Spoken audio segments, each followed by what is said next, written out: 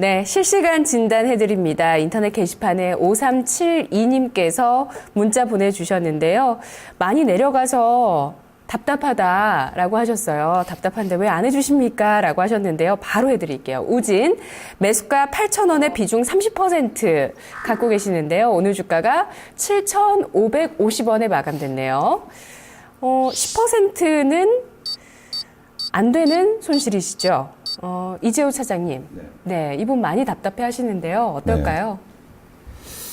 글쎄요, 답답하면은, 근데 솔직히 8,000원 매수가라고 하시니까 답답할 수밖에 없는 건 좀 매수를 하신 것 같아요. 뭐 거래도 별로 없는 종목인데.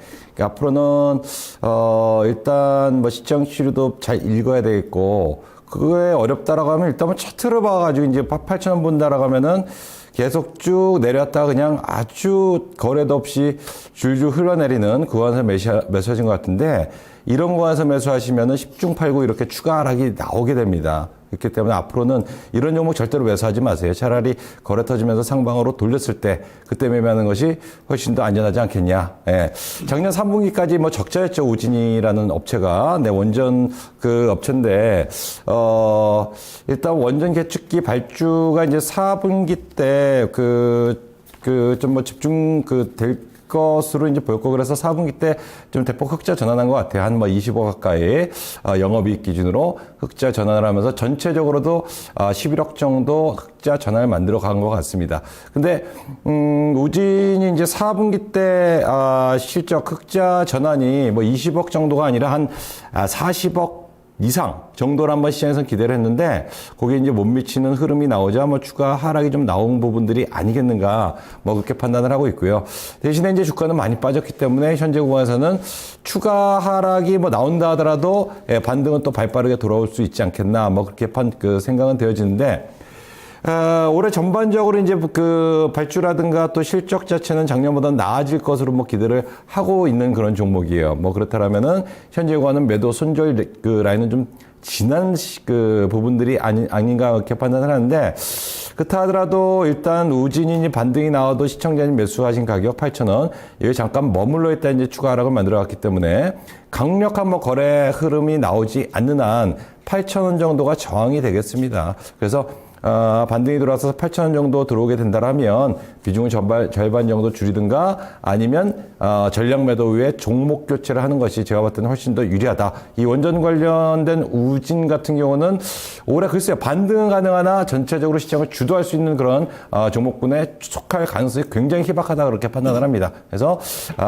목표가는 시청자님 매수하신 8,000원 두시면서 8,000원 그 반등 들어왔을 때 매도 후에 종목 교체를 권해드리는 바입니다. 네, 종목 교체하셔야 되겠네요. 매수가까지 목표 주가가 나왔습니다. 다음 시청자분 전화 받아볼게요. 안녕하세요. 안녕하세요, 시청자님. 여보세요. 네, 안녕하세요. 네, 어떤 종목 갖고 계신가요? 네, 현대제철이요. 네, 매수가 비중 얼마시고요? 네, 66,400원요. 비중은 얼마나 되시죠? 20%입니다. 네, 최근 횡보를 하고 있어요. 혹시 오늘 매수하셨나요? 아니요, 한 3주 전에 했습니다. 예, 오늘 종가가 딱 매수가 부근이고요. 네. 기관이 계속 매도하네요. 네. 예, 매수하시고 어떠세요? 좀 횡보를 예상하셨나요? 예상대로 가고 있나요? 아니면 좀 많이 답답하신가요? 아니, 좀 갈 것 같으면서 안 가고 그래서 네. 지금 또 한 10% 정도 더 모아가 봐야 되나 어쩌나 싶어서요. 네. 석 달 횡보한 이후에 이분께서 매수를 해주셨고, 그러고 또 횡보를 더 하고 있습니다. 이제 넉 달째 돼가고 있는데요. 추가 매수는 한 비중 얼마 정도까지 생각하시죠? 한 10%요. 예, 10% 정도 더 사고 싶다고 하셨는데요. 네. 현대제철이 올라갈 수 있다고 보시는 특별한 이유 있으신가요? 아니, 무슨 그 기사를 봐도 네. 네, 뭐 좀 잘 갈 것 같은, 아주 뭐 그렇게 철강 업계가 안 좋다고 하지만은 그래도 이렇게 좀 무슨 믿음 같은 것은 있어서요. 예. 기사를 보면은. 네네. 워낙 이 업종 자체가 무겁습니다. 그래도 그 네. 중에서 전망이 좋은 기업이어서 골라주셨는데요. 자, 그럼 세 분 카운슬러 중에서 어떤 분 선택하시겠어요? 한선님 대리님. 네, 대리님. 네, 안녕하십니까. 네, 안녕하세요. 예, 일단 뭐 현대자철은 지금 가격대에서 믿고 사도 될 만한 좀 어느 정도 마음의 여유를 주는 종목이라고 먼저 이제 말씀드리겠습니다. 하지만 그 시간이 단기적으로 변동성이 확대되는 게 아니고 지금 변동성이 좀 줄어들면서 거래량도 줄어들면서 횡보세를 한 3개월 동안 장기간 이제 보여주고 있는데요. 일단은 전방적으로 그 업황 자체가 그렇게 크게 턴어라운드 기대감이 없습니까? 현대제철은 물론 4분기 실적이 어닝 서프라이즈를 냈습니다. 그래서 지금 포스코와는 상대적으로 주가가 이렇게 덜 하락한 그 모습을 보여주고 있는데요.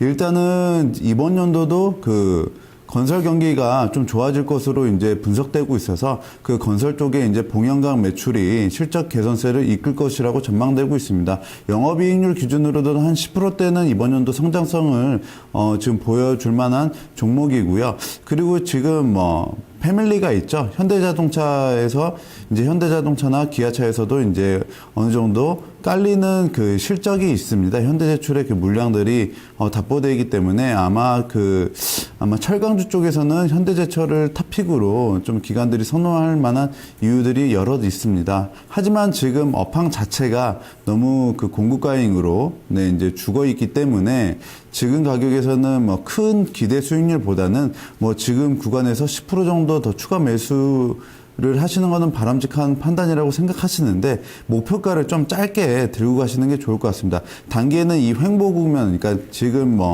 박스권 상단 7만 원대를 쉽게 돌파할 것으로는 지금 수급이 너무 힘이 없기 때문에 제 생각에는 좀 짧게 이익을 기대 수익률을 한 5%대로 가져가면서 그 박스권에 맞게 매매를 하시는 게 좋을 것으로 보여지고 있고요. 물론 지금 중장기적으로는 어느 정도 그 연기금이라든지 국내 기관의 그런 위험자산, 즉 주식에 대한 비중이 이번 연도는 더 작년 대비 더 높아질 것으로 판단되기 때문에 납폭과대 경기 민감주 중심으로 매수세가 이제 들어올 것으로 보여지기 때문에 일단 장기적으로는 7만 5천 원, 8만 원까지 갈 수 있다는 그 전망이 나오는데 이거는 지금 PBR 자산 기준으로 저평가되어 있기 때문에도 어느 정도 합당한 논리인 것 같습니다. 하지만 지금 상반기까지라는 그런 1분기 3월 달까지만 보더라도 이 박스권 돌파는 쉽지 않을 것으로 보여지기 때문에 기대 수익률을 좀 낮추고 한 5% 수익에서 좀 짧게 매매를 가져가시는 게 좋을 것 같습니다. 네, 알았습니다. 감사합니다. 네, 감사합니다. 네, 시청자님 고맙습니다. 네. 네, 다음은 시청자분 인터넷 게시판으로 주셨습니다. 1774 문자로 보내주셨고요. 덕산 네오룩스 매수가 27,000원, 30% 비중 갖고 계십니다. 네오룩스가 최근에 분할 재상장 됐는데요. 거래된 지 얼마 안 됐거든요. 2월 6일에 재상장 됐었고요. 그날 상장 당일에 상한가 기록하고 추가 상승할 때 딱 고점에 잡으셨어요. 27,000원, 27,600원까지 올라갔었네요. 오정훈 전문가님. 네. 어쩜 이렇게 또 고점에 잡으셨을까요? 그러니까요. 네. 지금 약간 굉장히 고민이 많으실 거라고 좀 보여지는데요. 일단 설명 좀 드리면은 이제 덕산 네오룩스가 이제 덕산 하이마트에서 덕산 네오룩스가 이제 OLED 쪽 전문으로 이제 소재 기업 쪽으로 분할이 되고 덕산 하이메탈이 반도체 파우더나 숄더볼 이런 쪽으로 이제 분할이 돼가지고 이제 기업이 완전히 이제 분할이 됐는데 분할 당시에는 사실 덕산 네오룩스에 대한 어떤 메리트나 밸류가 훨씬 더 좋았기 때문에 그때 좀 올라가는 거에 대해서는 이해가 됐는데 생각보다 좀 많이 올라갔죠. 그러니까 27,000원까지 좀 밸류보다 좀 강하게 움직이다 보니까 그때는 이제 팔고 나와야 되는 시점에서 오히려 이제 매수를 하시다 보니까 지금 이렇게 좀 굉장히 곤혹스러우실 것 같긴 한데요. 일단 삼성 디스플레이 쪽의 매출이 거의 70% 이상 차지를 하고 있고요. 결국은 이 덕산 네오룩스가 제대로 가려면은 이 OLED 시장이나 이제 패널 쪽 시장이 이제 제대로 좀 성장을 해야 되는데 아직까지는 좀 그런 모습은 좀 보여지고 있지는 않습니다. 그러니까 뭐 핸드셋이나 뭐 반도체나 뭐 이런 쪽이 좀 움직이긴 하지만, 특히 이 패널 쪽, 디스플레이 패널 쪽이나 뭐 OLED 쪽 같은 경우는 여전히 그렇게 업황이 뭐 이렇게 개선되는 모습을 보여주고 있기는 않기 때문에 간헐적으로 어떤 수단매 차원에서 이렇게 반등이 나오긴 하지만 그냥 업황의 어떤 본격적인 개선이나 어떤 기본적인 어떤 실적 개선 이렇게 보기는 조금 아직까지 좀 무리가 있지 않을까 좀 보고요. 그렇지만 이제 덕산 네오룩스 같은 경우는 이제 레드 인강을 중심으로 해가지고, 삼성 디스플레이 쪽에 거의 다, 독점적으로 납품을 하고, 또 갤럭시 시리즈에 대해 가지고, 계속 향후 매출이 증가할 가능성이 크기 때문에, 그런 부분에서는 OLED 쪽에서는 그래도 좀, 가치가 있는, 소재 기업 쪽에서는 그래도 좀 가치 있는 기업이다. 그렇게 좀 판단할 수 있습니다. 다만 이제 업황이 회복돼야지, 업황이 회복되지 않으면은 특히 이제 삼성 디스플레이 같은 경우도 작년에 실적이 상당히 안 좋았는데 그러다 보면은 당연히 이 하청주는 이런 벤더 쪽이나 이런 쪽에서 이제 원가를 절감시킬 수밖에 없기 때문에 당연히 전방 산업의 업황이 개선되지 않은 한 덕산 네오룩스의 어떤 본격적인 실적 개선이나 주가 상승도 좀 약간은 묘연할 수 있다. 그렇게 보여집니다. 근데 이제 점진적으로 이제 계속 하락을 하게 되면은 오늘도 이제 5%나 이제 밀리면서 22,300원까지 이제 다시 이제 전저점 근처까지 이제 밀려왔기 때문에 이제부터는 좀 밸류에 대한 어떤 가치가 좀 생길 수 있다고 보여집니다. 그렇기 때문에 뭐 추가 하락보다는 하방 경직성 유지나 어떤 반등 정도 구간이 나올 수 있다고 보여지는데 27,000원, 지금 27,000원에 사신 거는 조금 비싸요, 밸류적으로. 그렇기 때문에 일단 타이밍이 틀린 건 틀린 거고 손실 최소화 전략으로 나가시고요. 목표가는 한 24,000원 그리고 한 25,000원 사이 정도로 하셔가지고 반등 시 빠져나오시는 전략으로 또 손실 최소화시키고 다시 밸류적인 가치가 생기실 때 그때 들어가시는 게 조금 낫지 않을까 싶습니다. 그래서 일단 보유하시고 반등 시 24,000원에서 25,000원 구간 정도에서 매도하시는 전략으로 얘기 드리고 싶습니다. 네, 다음 시청자분 전화 받아볼게요. 안녕하세요. 안녕하세요. 네, 시청자님 어떤 종목 있으신가요? 삼성물산이고요. 네. 62,000원에 20%인데요. 네. 이게 지금 매수가까지 언제 올른지 지금 좀 깝깝한 것 같기도 하고 그래서요. 예. 62,000원에 매수를 해 주셨습니다. 한 10% 정도 손실이시죠? 예. 예. 그리고 흐름이 이렇게 뭐 탄력적인 기미가 잘 안 보이니까 예. 과연 손실이 복구될지 아니면 손절하고 다른 쪽으로 갈까 이런 고민도 되시나요? 근데 손절하기에는 가격적인 메리트가 있는 것 같아서 네. 손절하고 싶어도 지금 손절했다가 그냥 떠버리면은 아까운 생각도 들고 그래서 네네. 어느 정도 근사치까지 와야 가능할 것 같은데 그래서 상담을 드리려고 전화드렸죠. 알겠습니다. 삼성물산 가격 매력이 있는지 그리고 그 가격 매력을 바탕으로 올라갈 만한 요인들이 있는지 진단해 드리겠습니다. 오늘 세 분 카운슬러 중에서 답변해 드릴게요. 네. 저기 이재호 차장님이요. 네, 차장님. 네, 청자님 반갑습니다. 예, 안녕하세요. 네. 그 손해보고는 좀 못 파시는 스타일이신가요? 네? 손해보고는 못 파시는 스타일이신가요? 아니, 꼭 그런 건 아닌데요. 그런 건 아니다라고 하시면 예. 제가 봤을 땐 그 삼성물산을 비롯한 건설주 하지 마세요. 그 뭐 좋지 뭐 삼성물산이 그래도 실적은 좋아요. 괜찮습니다. 예. 가격적인 메리트가 있다고 해서 주식이 올라가겠거니라고 생각했다는 것은 과거 이제 몇 년 전에 거래소 대형주 경기주들이 대장주로 등록했을 때는 그게 가능해요. 언제든지 경기가 바닥찍으면은 올라가면서 실적이 돌아서겠다. 예. 그리고 주가도 먼저 선방이 나니까 올라갈 수가 있는데 지금은 실적이 좋다 하더라도 앞으로 실적이 정체되거나 혹은 감소되거나 이러면 주가는 밸류가 싸다 하더라도 더 빠질 수밖에 없습니다. 지금 밸류가 비싸도 앞으로 실적이 더 올라갈 것 같은데 라고 생각하면 그 주식은 올라가는 거고 실적이 정체되거나 좀 뭐 올라서기 힘들고 좀 뭐 밀릴 것 같다라고 하면 주가는 더 빠져요. 근데 국제유가가 최근에 많이 빠졌잖아요. 삼성물산 같은 경우 또 해외 비중이 건설사들 뭐 많은 그런 뭐 업체니까 그럼 중동 쪽에 이제 수주라든가 이런 게 많이 들어와야 되는데 유가가 저렇게 빠져버렸으면은 그쪽에서 수주가 들어오는 게 굉장히 뭐 제한적일 수밖에 없을 겁니다. 유가가 이제 올라가야 석유도 석유입니다만은 그 가스 쪽도 러시아 가스 얘기 많이 나오긴 한데 뭐 이라크라든가 이런 쪽은 거의 뭐 그 가스 보유량이 굉장히 많아요. 뭐 거의 뭐 그 러시아와 뭐 맞먹을 정도로. 그렇다면은 결국 이제 뭐 유럽으로 연결되는 여러 가지 이제 그 인프라 구축을 하기 위해서는 유가가 이제 올라가야 되는데 유가가 지금 뚝 떨어져 있단 말이에요. 그래서 여기가 안 올라온다 하면 얘네들의 실적이 좋아질 리가 만무합니다. 국내 비중보다 해외 비중이 좀 높기 때문에. 예. 그리고 유가가 조금 반등 들어온다고 해서 이것이 막 그 발주가 막 들어와서 들어온 게 아니라 최소한 뭐 80불, 90불 이상으로 팍 치고 올라가서 거의 유지가 되어져야 그때부터 슬슬 좋아지는 흐름 구도가 될 가능성이 높지 않겠나 싶어요. 다만 지금은 원체 많이 빠졌기 때문에 이런 가격 메리트로 반등 들어온 정도인데 이 좀 약한 후발주들 뭐 상승 주도주가 아니라 뭐 하락할 때 뭐 틈만 나면 빠지는 종목들 같은 경우는 반등 들어왔다가 조금만 악재가 나오거나 상승 시에 강하게 치고 올라가지 못하면 또 하락할 가능성이 있다고 봐요. 예. 현재 구간에서 6만 원, 6만 2천 원 정도면 사실 반등 한 번만 나와도 충분히 그 가격 도달이 가능합니다. 예. 그래서 그 반등이 그러나 뭐 나올지 안 나올지 저조차 예측하기가 어려워요. 예.